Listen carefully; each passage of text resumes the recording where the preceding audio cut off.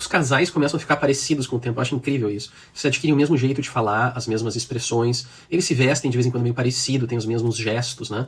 Tem até uma expressão traduzida numa música da Billie Eilish, né? Birds of a feather fly together, uma coisa assim. E com um grupo de amigos é a mesma coisa, né? As pessoas começam a conviver demais, elas começam a ter uma linguagem compartilhada, né? As mesmas referências, e acabam interpretando o mundo da mesma maneira. Isso porque nós nos espelhamos naquilo que nós vemos.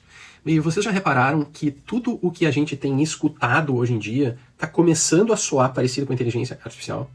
Mesmo quem não usa. O cara não usou para produzir aquele texto, mas ele começa a reproduzir certos padrões linguísticos que são bem típicos dela. Até na nossa conversa com amigos, não é sobre isso, isso tem muitas camadas. Dizem que os lacônicos, tá, que eram os espartanos, eram um povo guerreiro, e eles usavam um vocabulário reduzido para não se insurgirem contra o poder. Isso era forçado.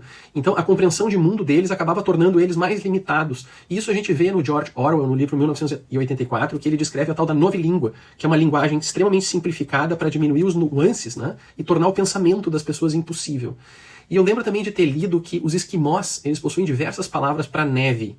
Então, tem termos que dizem para dizer neve fina, neve pesada, neve endurecida pelo vento, neve perigosa de caminhar, leve para ferver água. E quanto mais sofisticada é a experiência com algo, mais sofisticada tende a ser a linguagem usada para descrevê-lo.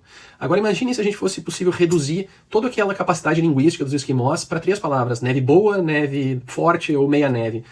Não empobreceria o próprio vocabulário? Percebam que a própria percepção da realidade também ficaria menor. E talvez exista algo preocupante quando bilhões de pessoas passam a absorver padrões linguísticos que são produzidas por pouquíssimas empresas de IA.